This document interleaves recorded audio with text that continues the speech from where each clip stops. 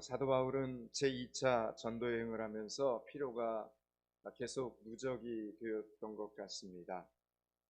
그가 데살로니가에서 하나님의 말씀을 증거했을 때 긴 시간은 아니었지만 짧은 시간이었지만 그곳에서 큰 부흥이 일어나게 되었습니다.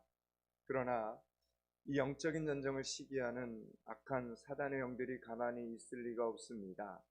그 지역에 깡패들이 나타나서 바울과 그의 일행들을 죽이려고 하는 바람에 간신히 도망을 쳐서 신라와 함께 베레아에 도착을 했습니다. 그들은 이미 심신이 무척 지친 상태였습니다. 그들에게 필요한 것은 쉼과 위로였습니다. 이들을 위해 하나님께서는 선물을 준비하십니다. 그 선물이란 바로 베레아 사람들과의 만남이 선물이었습니다. 여러분, 좋은 사람들과의 만남은 얼마나 귀한 선물인지 아시죠? 좋은 사람들과의 만남은 얼마나 귀한 선물인지 모릅니다. 원망하는 사람들, 불평하는 사람들, 남을 탓하는 사람들, 비판하는 사람들을 만나면 피곤한 영혼이 더욱 피곤해집니다. 부정적인 사람과의 만남은 그렇다는 것입니다.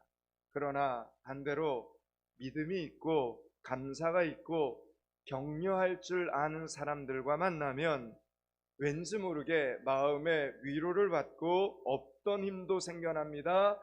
평안을 느끼게 됩니다.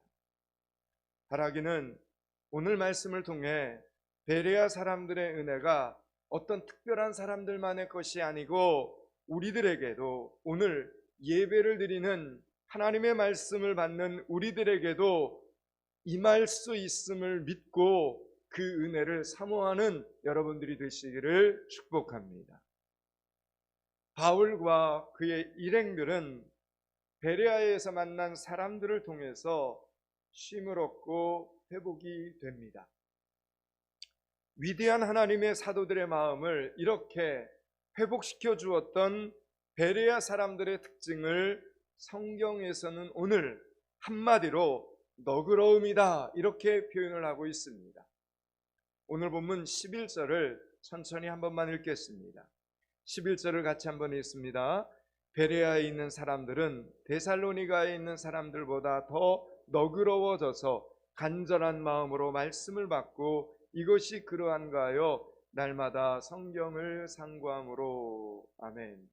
여러분, 여기서 너그럽다 이 말의 뜻이 무엇인지를 우리는 기억해야 됩니다. 이 너그럽다라는 뜻은 좋은 것이 나타난다 이런 뜻입니다.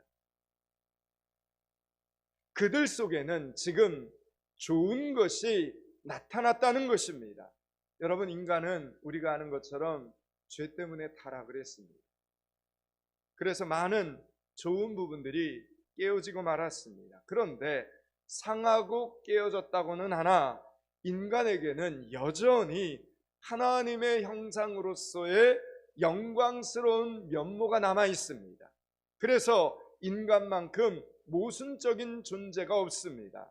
여러분, 좋을 때는 마치 보면 하나님의 천사를 방불케 할 정도로 여러분 고결한 인간성이 드러납니다. 그런데 나쁠 때는 아니 인간이 어쩌면 저럴 수 있을까 싶을 정도의 아주 잔혹함과 죄악된 모습이 나타납니다. 여러분, 인간에게는 하나님이 주신 선한 것과 그 선을 깨어버린 악이 동시에 공존하는 것입니다. 그래서 사도 바울은 로마서 7장에서 이렇게 탄식을 했습니다. 나의 행하는 것을 내가 알지 못하노니 곧 원하는 이것은 행하지 아니하고 도리어 미워하는 그것을 함이라. 그러므로 내가 한 법을 깨달았노니 곧 선을 행하기 원하는 나에게 악이 함께 있는 것이로되 오라 나는 곤고한 사람이로다. 이 사망의 몸에서 누가 나를 건져내랴 이러면서 탄식을 했습니다. 여러분, 이것이 바로 인간의 실존이라는 겁니다.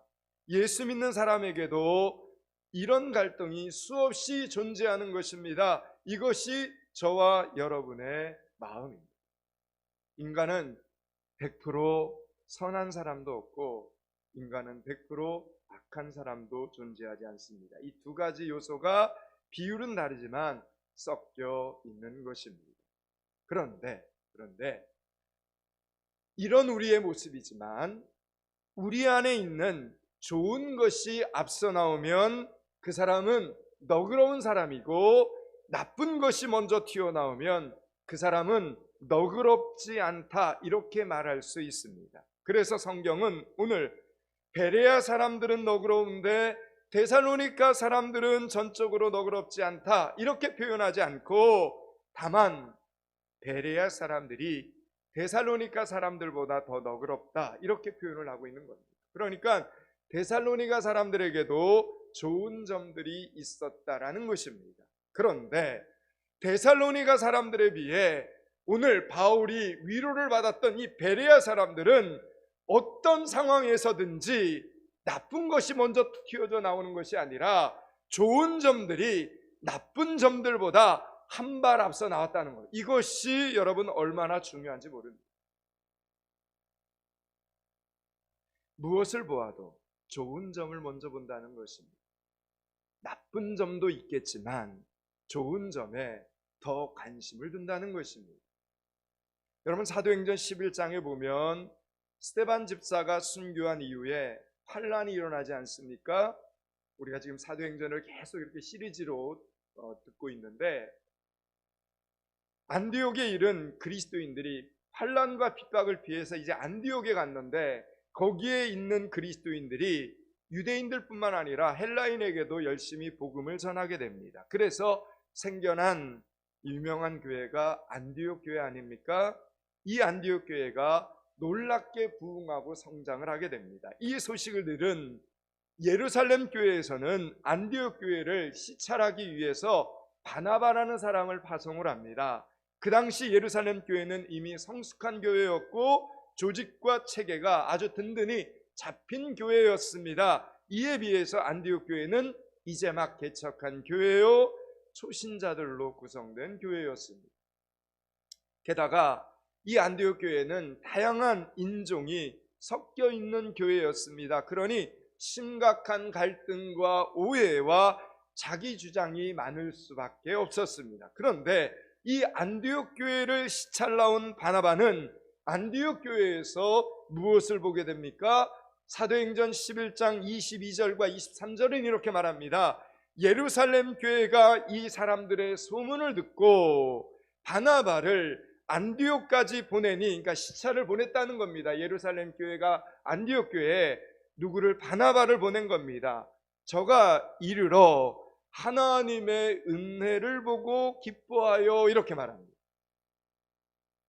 바나바는 그곳에 이르러 제일 먼저 뭘 봤냐면 하나님의 은혜를 보고 기뻐했다, 이렇게 기록해 놓았습니다. 그러니까 여러분, 바나바는 하나님의 은혜를 먼저 보는 사람이었다는 겁니다.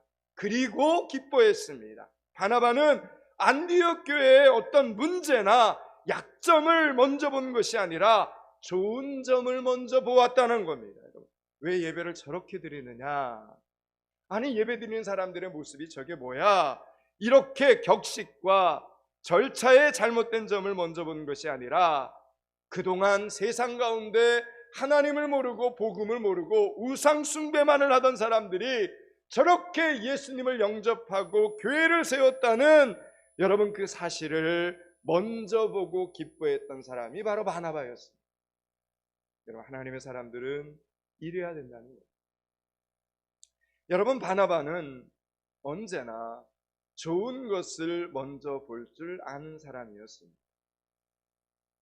상황이 어려워도 성경의 바나바를 묵상해 보면 항상 좋은 것을 먼저 볼 줄 알았고 좋은 것을 먼저 드릴 줄 아는 사람이 바나바였습니다. 그 좋은 것을 기쁨으로 표현할 줄 아는 사람이 바나바였습니다. 그래서 여러분, 바나바는 오늘 이 11절의 말씀처럼 너그러운 사람인 것입니다. 오늘 여러분은 어떻습니까? 여러분은 포항믿음교회에서 무엇을 먼저 보십니까? 포항믿음교회 성도들의 어떤 점을 먼저 여러분은 보십니까? 우리 학생들의 어떤 점을 여러분은 먼저 보십니다. 우리가 정말 믿음 안에서 성장하기를 원한다면, 부흥하기를 원한다면, 여러분이 축복된 신앙생활을 하기를 원하신다면 제발 부디 좋은 점을 먼저 보시기 바랍니다. 나쁜 점은 잊어버리시기 바랍니다. 그것이 하나님 앞에 복된 신앙생활을 하는 비결임을 기억하시기 바랍니다. 여러분의 기도합니다. 부서와 셀 안에 부정적인 말을 하는 사람들이 없기를 바랍니다. 그렇게 한 해를 마감하고 한 해를 시작하며 다가오는 2022년은 하나님의 부흥이, 하나님이 주시는 성장이, 우리의 축복된 믿음 생활이 흘러 넘치는 한 해가 되실 수 있기를 축원합니다. 두 번째로, 베레아 사람들이 데살로니가 사람들보다 더 너그러웠던 이유는 오늘 말씀을 보니까 간절한 마음으로 하나님의 말씀을 받았기 때문입니다. 여러분들이 매주마다 하나님의 말씀을 듣고 계시지만 제가 여기서 이렇게 말씀을 전하다 보면 두 종류의 사람들이 보입니다. 정말 하나님의 말씀 하나를 더 기억하려고 애를 쓰는 사람들이 보입니다. 그리고 그 말씀 한 절을 붙잡고 이번 한 주간 그 말씀 때문에 그 말씀의 간증을 만들어 가려고 하는 그런 사람들이 눈에 보입니다. 여러분, 오늘 베레아 사람들은 간절한 마음으로 하나님의 말씀을 사모하고 그 말씀을 받았습니다. 하나님의 말씀을 믿고 그 말씀이 나에게 어떻게 적용되는가 분별하며 결단하는 사람들이었습니다. 11절을 다시 한번 읽겠습니다. 11절을 같이 읽습니다. 베레아에 있는 사람들은 데살로니가에 있는 사람들보다 더 너그러워서 간절한 마음으로 말씀을 받고 이것이 그러한가 하여 날마다 성경을 상고함으로. 아멘. 저는 여러분들이 제가 주중에 목요일이나 금요일쯤에 카톡을 통해서 그 주간에 녹음이 되었던 이 설교 동영상을 보내줄 때 적어도 주일이 되기 전에 금요일이나 토요일쯤에는 하나님의 말씀이 지금 계속 사도행전에 연결이 되니까 한 번 더 그 동영상 설교를 듣고 주일날 와서 예배를 드렸으면 좋겠습니다. 그러면 말씀이 더 이해가 되고 말씀이 연결이 돼서 다른 사람들보다 더 귀한 하나님의 메시지를 발견하게 됩니다. 여러분, 하나님의 말씀을 더 간절한 마음으로 보고 듣고 읽을 수 있는 우리 포항믿음교회 성도들이 되실 수 있기를 축원합니다. 여러분, 행복하게 사는 사람들과 불행하게 사는 사람들을 가만히 관찰해 보면 그들의 삶 가운데 일어나는 고난들이, 아픔들이 거의 비슷하다는 것을 발견하게 됩니다. 문제는 그 고난을 어떻게 받아들이느냐 하는 것입니다. 행복하게 사는 사람들을 보면 그들은 찾아온 고난과 문제, 어려움 속에 보면 사로잡히질 않습니다. 그냥 흘러가는 과정으로 생각합니다. 하나님이 주시는 훈련의 과정으로 생각하고 그 다음에 더 간절히 하나님께 매달립니다. 더 열심히 기도하고 그 어려움 때문에, 그 고난 때문에 더 간절히 하나님의 말씀을 보고 더 간절히 예배의 자리로 달려 나오더라라는 겁니다. 그러므로 그들의 생각대로 빨리 고난의 과정에서 끝이 나고 은혜로운 해결을 보게 됩니다. 그런데 반대로 우울하고 축 처져서 고난에 고난을 더하는 사람들이 있습니다. 표정이 늘 어둡고 얼굴에 늘 심각한 표정이 나타나는 그런 사람들이 있습니다. 여러분, 교회 안에서는 그렇게 심각하거나 표정이 어두우면 안 됩니다. 여러분, 우리가 이렇게 하나님 앞에 주일날 나와서 우리가 죄인 중에 어쩌면 괴수들인데 하나님 다 알지 않습니까? 지난 한 주간 우리가 어떻게 살았는지 하나님이 다 알고 계시는 거 아닙니까? 그런데 하나님이 그래도 우리에게 은혜를 주셔서, 그래도 기회를 주셔서 이렇게 하나님의 성전에 나와서 이렇게 예배를 드릴 수 있는, 여러분, 이런 사람이 된 것만 해도 여러분 얼마나 감사하고 기쁜 일입니까? 아멘. 근데 왜 우리가 우울해하고 어둡게 살아야 되고 부정적인 행동을 해야 되고 왜 그래야 됩니까? 여러분, 하나님은 죽은 하나님이 아니라 살아계신 하나님이심을 여러분 믿으시기 바랍니다. 우리는 살아계신 하나님의 자녀들입니다. 여러분, 밝고 기쁘게 건강하게 소망 가운데 사는 여러분들이 되시기를 축원합니다. 여러분, 우울하게 사는 사람들은 보면 날씨가 좋아도 절대로 야 날씨가 좋다 이렇게 표현 안 합니다. 그런데 반대로 날씨가 나쁠 때는 반드시 표현을 합니다. 날씨 나쁘다. 좋은 사람을 만나도 그 사람 참 괜찮다라고 표현하지 않으면서도 나쁜 사람을 만나면 나쁜 사람을 만나서 내 기분이 상했다 이렇게 반드시 표현을 하더라라는 이야기예요. 어떻게? 부정적으로. 좋은 일, 감사한 일, 고마운 일은 느끼지 못하고 그냥 넘어가면서 나쁜 일은 조그만 일도 반드시 짚고 넘어가더라라는 것. 그러다 보니 그 사람의 모습을 보면 계속해서 우울한, 그 사람 옆에 가보면 계속 기분 나쁜 상태에 있습니다. 계속 심각한 상태가 유지되는 것을 보게 됩니다. 여러분, 그런데 가만히 생각해 보면 나쁘고 슬프고 아픈 것을 자꾸 표현해서 인생의 불행을 확정지을 필요가 여러분 무엇이 있겠습니까? 우리가 불행하게 살고 싶지 않다면 왜 자꾸 불행해지는 방법을 따라 여러분 해야 되겠습니까? 우리가 여러분 어떤 문제를 맞출 때 문제가 너무 어려워요. 그러면 여러분 퀴즈 같은 데 이렇게 보면 문제를 냈는데 문제가 너무 어려우면 어떡합니까? 통과 그러지 않습니까? 통과. 문제가 너무 어려우면 통과를 외치고 다음 문제를 풀듯이 나쁜 것은 그냥 통과시켜버리는 훈련을 해야 합니다.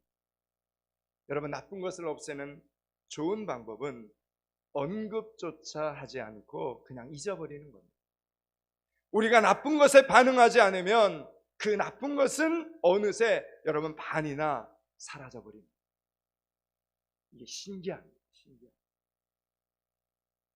섭섭한 마음, 안타까운 마음을 하나님의 자녀들은 매번 표현할 필요가 없습니다.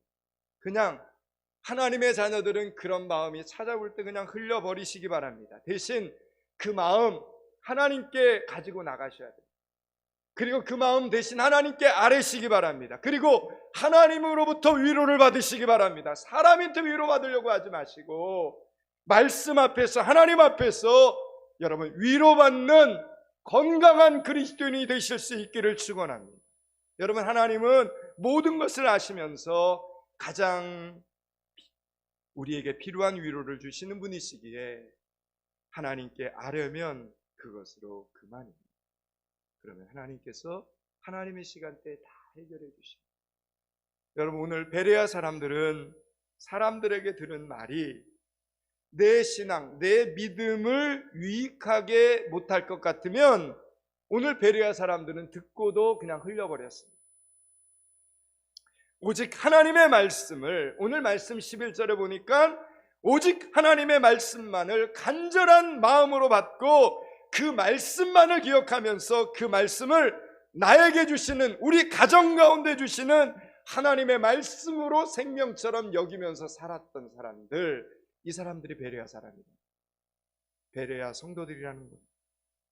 하나님의 말씀을 열심히 묵상, 하나님의 말씀을 열심히 암송하고 하나님의 말씀을 열심히 기억했습니다. 말씀이 생명이 되었습니다. 그리하여 저들은 피곤하고 주변에 지친 영혼들의 마음을 위로해 줄 수 있는, 즉 오늘 본문의 주인공인 이 사도 바울과 실라, 이 전도자들, 하나님의 귀한 사람들, 하나님의 사도들까지도 저들의 마음을 위로해 줄 수 있는 더 너그러운 사람들로 이 베레아 성도들이 신앙이 성장하게 되었다라는 겁니다. 매주 토요일 오후가 되면 포항 믿음교회 예배당에 모여 하나님의 말씀을 듣고 생각이, 언어가 행동이 조금씩 변화되는 아이들이 많아졌습니다. 주중 학교 앞 전도의 열매요, 하나님의 은혜입니다. 여러분, 주일이든 주중이든 교회 밖에 이뤄진 수많은 아이들이 하나님의 성전에 와가지고 추억을 만들어 간다, 하나님의 말씀을 듣고 기도를 받고 그렇게 여러분 교회에서 시간을 보낸다, 이거 우연한 거 아니고 의미 없는 거 아닙니다. 이게 쌓이고 쌓으면 아이들 전도가 결국은 어른들 전도도 여러분 생겨나게 됩니다. 왜냐하면 하나님의 법칙은 심는 대로 거두기 때문입니다. 그래서 동에서 심으면 어느 날 북에서도 나타나고, 그래서 어디서든 심어야 됩니다. 그런데 지금 아동부에 그런 일들이 벌어지고 있습니다. 그런데 이 아이들이 생고구마들입니다. 교회를 잘 안 다녔던 애들입니다. 이 아동부 아이들 중에 아이들이 좀 많이 되는데, 가만히 제가 이렇게 이 아이들을 이렇게 대해보면 매주마다 토요일날 오후에 이렇게 만나는데, 어떤 아이들은 저 교회 바깥에서부터 자전거를 타면서 목사님, 감독님, 저희들은 감독님 이러면서 인사를 막 합니다. 신나가지고. 근데 어떤 아이들은 죽어도 인사를 안 하는 아이들이 있어요. 그 다음 주에 만나도 인사를 잘 안 하는 아이들은 끝까지 안 합니다. 여러분, 인사도 보면 하는 아이들만 합니다. 평소에 하는 행동이 그 사람의 인성으로 굳어지는 것입니다. 여러분, 이처럼 나쁜 일을 표현하는 사람은 반드시 표현하고 삽니다. 그래서 주변 사람들이 불행해지는 것입니다. 그런데 나쁜 일을 통과시키면서 지나가 좋은 일에 표현하는 습관을 가진 사람들은 주변의 사람들이 보면 위로를 받고 행복해지는 거예요. 아무것도 가진 게 없는 것 같은데 그냥 알 수 없는 행복감이 그냥 그 주변에 흘러 넘칩니다. 하나님의 은혜가 흘러 넘칩니다. 그러므로 여러분의 마음의 방향을 잘 정하셔야 됩니다. 여러분, 믿음이란, 신앙이란 어느 쪽을 향하여 우리의 마음을 정하는가, 여기에 우리의 신앙이 달려져 있습니다. 지금 우리의 위치가 어디이든 간에 우리가 슬픔 속에 있거나 기쁨 속에 위치해 있거나, 여러분, 그 위치는 반드시 변하게 되어 있습니다. 지금의 위치가 우리의 신앙을 말해주는 것이 아니라 지금 우리가 바라보는 방향이 우리의 신앙인 것입니다. 여러분, 예를 들어서 부산에서 서울로 가는 기차가 있습니다. 이 기차가 부산을 떠나서 이제 서울로 가야 되는데 포항에 잠시 멈췄다고 가정을 합시다. 여러분, 이 기차는 부산이 가깝습니까? 서울이 가깝습니까? 물론 거리상으로는 부산이 가깝습니다. 그러나 이 기차를 서울행 기차라고 우리는 말합니다. 왜냐하면 이 기차는 서울을 향하기 때문입니다. 기차가 지금 어디쯤 있는지 그 위치로 기차의 정체를 파악하면 오해하게 됩니다. 여러분, 신앙이란, 믿음이란 지금 어느 위치에 있느냐가 아니라 어느 방향을 보면서 가고 있느냐, 이것이 더 중요합니다. 저 사람은 누구보다도 가만히 보니까 더 많은 죄를 지었는데 왜 구원을 받는지, 아니 왜 저 사람은 하나님의 사랑을 저렇게 받는지, 나보다 더 많은 죄를 지은 것 같은데, 여러분, 이해할 수 없는 경우들이 있지 않습니까? 그런 경우는 대개 신앙을 지금의 위치로 이해하기 때문입니다. 여러분, 에서와 야곱을 한번 생각해 보시기 바랍니다. 형 에서의 죄가 무엇입니까? 솔직히 남성답다는 죄밖에는 무엇이 더 있습니까? 힘이 세다는 거, 그리고 사냥을 잘한다는 거, 단지 배가 너무 고파서 팥죽 한 그릇을 먹겠다고, 여러분, 실현한 죄밖에 더 있습니까? 사실 우리들 모습을 생각해 보면 그 정도의 말의 실수는 에서보다 솔직히 우리가 몇 배는 더 많이 하면서 살고 있지 않습니까? 에서에 대해 우리가 일말의 동정심을 느끼는 이유가 여기에 있습니다. 반면에 여러분, 동생 야곱은 어떻습니까? 자타가 공인하는 사기꾼입니다. 악인입니다. 사기로 똘똘 뭉친 사람이 여러분 야곱 아닙니까? 에서의 형 에서의 장자권 교묘하게 탈취하고 하나님의 축복 다 탈취합니다. 그는 가는 곳곳마다 사기를 치고 있습니다. 에서와 야곱 중에 누구의 죄가 더 많느냐 이렇게 물어본다면 당연히 야곱의 죄가 더 많습니다. 그런데 성경에는 이상하게 하나님께서 야곱을 사랑하고 에서를 미워했다 이렇게 기록해 놓았습니다. 여러분, 이것이 납득이 되십니까? 그 사람의 현 위치로 보면 이해되지 않을 수밖에 없다는 거예요. 여러분, 그런데 그 사람의 지금 위치가 아니라 그 사람이 바라보는 방향에서 파악을 하면 하나님의 뜻을 알 수 있습니다. 여러분, 야곱에게는 항상 그럼에도 불구하고, 그런 죄악 가운데 살음에도 불구하고 야곱은 항상 하나님을 향한 열망이 있었습니다. 광야에서, 들판에서 돌베개를 베고 자면서도 그는 여전히 하나님을 바라봅니다. 하나님의 복을 열망했습니다. 야복 강가에서는 하나님의 복을 구하면서 목숨을 걸고 천사와 씨름을 할 정도였습니다. 그의 마음은 항상 하나님을 향하고 있었던 것입니다. 그러나 에서에게는 안타깝게도 그런 마음이 없었습니다. 하나님을 모르고 하나님이 주시는 복의 가치도 모르고 살고 있었습니다. 그에게 장자권이란 그냥 배고프면 얼마든지 팥죽 한 그릇에, 그냥 팥죽 한 그릇에 팔아버릴 수 있는 하찮은 것이 장자권이었습니다. 그래서 여러분, 히브리서 기자는 이렇게 말씀합니다. 한 그릇 식물을 위하여 장자의 명분을 판 에서와 같이 망령된 자가 있을까 두려워하다. 여러분, 성경에서는 그런 에서를 망령된 자 이렇게 기록해 놓았습니다. 좀 더 직설적으로 표현하자면 망할 자 이런 뜻입니다. 에서는 망할 자라는 겁니다. 여러분, 신약의 바리새인들과 세리와 창기를 여러분 기억하십니까? 누가 더 죄를 많이 지었습니까? 여러분, 바리새인들은 11조도 잘 드렸다고 기록해 놓았습니다. 누가 시키지 않아도 일주일에 2번씩 금식을 했습니다. 겉으로 드러나는 바리새인들의 죄는 거의 없습니다. 반면에 여러분, 세리는 어떻습니까? 로마의 앞잡이로 같은 민족으로부터 할당된 세금을 거두는데 폭리를 취하는 사람들이었습니다. 창기는 돈을 받고 몸을 파는 일을 하였습니다. 누가 뭐래도 이들은 모세의 율법으로 보나 사회적 도덕적 관점으로 보나 완벽한 죄인들입니다. 그러면 여러분, 바리새인들과 세리와 창기 중 누구의 죄가 더 큰 겁니까? 비교할 것도 없이 세리와 창기의 죄가 더 큽니다. 그러나 예수님은 어떻게 된 일인지 바리새인들은 비난하셨고 오히려 세리와 창기에게 우호적인 태도를 가지셨습니다. 여러분, 이것이 잘 이해가 되십니까? 지금의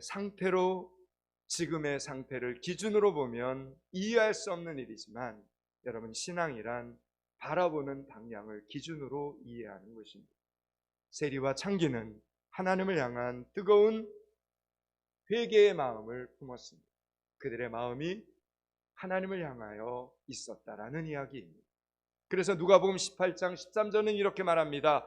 세리는 멀리 서서 감히 눈을 들어 하늘을 우러러보지도 못하고 다만 가슴을 치며 가로되 하나님이여 불쌍히 여기시옵소서 나는 죄인으로서이다 하였느니라 이렇게 기록합니다. 여러분, 세리의 마음이 흐르는 방향이 보이십니다. 반면에 바리새인들은 굳은 마음, 자기 의에 가득 차 있었습니다. 누가복음 18장 11절은 이렇게 말합니다. 바리새인은 서서 따로 기도하여 이르되 하나님이여 나는 다른 사람들 곧 도색, 불의, 간음을 하는 자들과 같지 아니하고 이 세리와도 같지 아니함을 감사하나이다. 이게 바리새인의 기도였습니다. 여러분, 신앙이란 언제나 주님을 바라보는 겁니다. 우리 마음의 방향이 누구에게 향하는 것입니까? 하나님을 향하는 겁니다. 속상한 일이 있어도, 기분 나쁜 일이 있어도, 힘든 일이 있어도 우리의 마음이 흔들리는 것이 아니라, 그 상황을 바라보면 흔들리는 것이 아니라, 그럼에도 불구하고 우리의 마음의 방향은 살아계신 하나님을 향하는 거라는 겁니다. 여러분, 그게 믿음의 사람들의 모습이라는 겁니다. 모든 것을 다 하고 있으므로 하나님의 사랑을 받을 자격이 충분하다고 생각하는 순간 우리의 사랑은 부족해지는 것입니다. 그래서 여러분, 신앙인의 사랑은 언제나 기다려주는 겁니다. 지금은 그렇게 잘 하지 못해서 안타깝지만 그래도 포기하지 않고 기다려주는 것이 여러분 신앙인의 사랑입니다. 한 가난한 아버지가 있었습니다. 오랜만에 어머니의 심부름으로 아버지 회사에 찾아온 아들을 위해, 아버지는 아들이 회사에 모처럼 찾아왔으니까, 어린 아들이 찾아왔으니까 무엇이라도 선물을 좀 하나 사주고 싶었습니다. 근데 아버지가 가난했습니다. 반짝이는 운동화도 모형 자동차도 음성 로봇도 아들은 모두 갖고 싶었지만 너무 비쌌습니다. 아들은 대신에 붕어빵이 먹고 싶어요, 아빠. 이러면서 1,000원에 3개짜리 붕어빵을 맛있게 먹으면서 집으로 돌아옵니다. 아들의 마음을 읽은 아버지는 아무 말도 없이 아들의 손을 꼭 잡고 걸어갑니다. 서로가 말을 하진 않았지만 아버지는 아들의 마음을, 아들은 아버지의 마음을 읽고 있었습니다.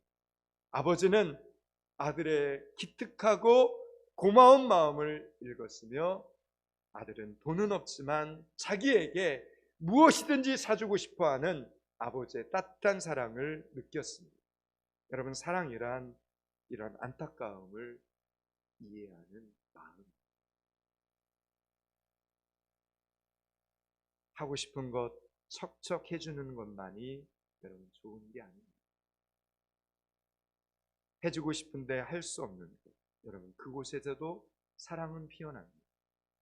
해주고 싶은데 해줄 수 없을 때 사랑하는 사람에게 마음껏 좀 해주고 싶다라는 여러분 그런 소원을 갖게 되는 것 아닙니까? 연약하기에 소원을 품고 가는 것입니다. 사랑하는 여러분, 여러분의 마음속에 항상 하나님을 향한 소원이 살아있을 수 있기를 축원합니다. 여러분의 마음속에 항상 하나님을 향한 열망이 살아있을 수 있기를 축원합니다.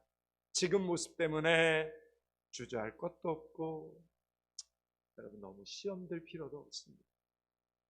지금의 모습으로 우리의 신앙이 고정될 일은 절대 없습니다. 포항믿음교회 성도들의 지금 모습은 그리 중요하지 않습니다. 앞으로의 모습이 기대가 되기 때문입니다. 오늘 본문 11절 말씀을 읽고 말씀을 정리하겠습니다. 11절 같이 한번 읽습니다. 베레아에 있는 사람들은 데살로니가에 있는 사람들보다 더 너그러워서 간절한 마음으로 말씀을 받고 그것이 그러한가 하여 날마다 성경을 상고함으로. 아멘.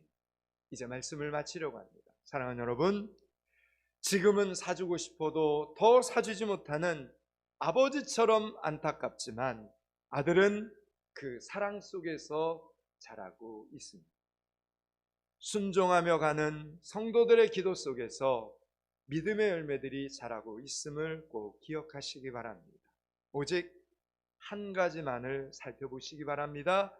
내 마음에 하나님을 향한 열망이 살아있는가? 하나님을 향한 열망이 있는 성도들이라면 불 속에서도 물 속에서도 반드시 살아날 수 있음을 믿으시기 바랍니다. 하나님을 향한 이 열망으로 오늘 본문의 제목처럼 또다시 12월을 시작하며 2022년을 준비하는 믿음의 성도들이 되시기를 주님의 이름으로 축원합니다. 기도하겠습니다. 하나님, 부족한 사람들만 보이는 곳에 하나님께서 특별한 사랑과 관심으로 함께해 주시니 감사합니다. 하나님을 믿었사오니 모든 일에 하나님의 방법대로 해나가게 하여 주시옵소서. 나쁜 것 잊어버리고 좋은 일에 감사하는 훈련을 스스로 해나가게 도와주시옵소서. 하나님, 그렇게 하나님의 말씀을 지켜나가며 포항믿음교회와 포항믿음교회 성도들의 신앙이 백향목처럼 자라나 크고 깊은 향기를 바라게 하여 주시옵소서. 주신 말씀이 이번 한 주간에도 생명이 되게 하여 주시옵소서. 예수 그리스도 이름을 받들어 기도드리옵나이다. 아멘.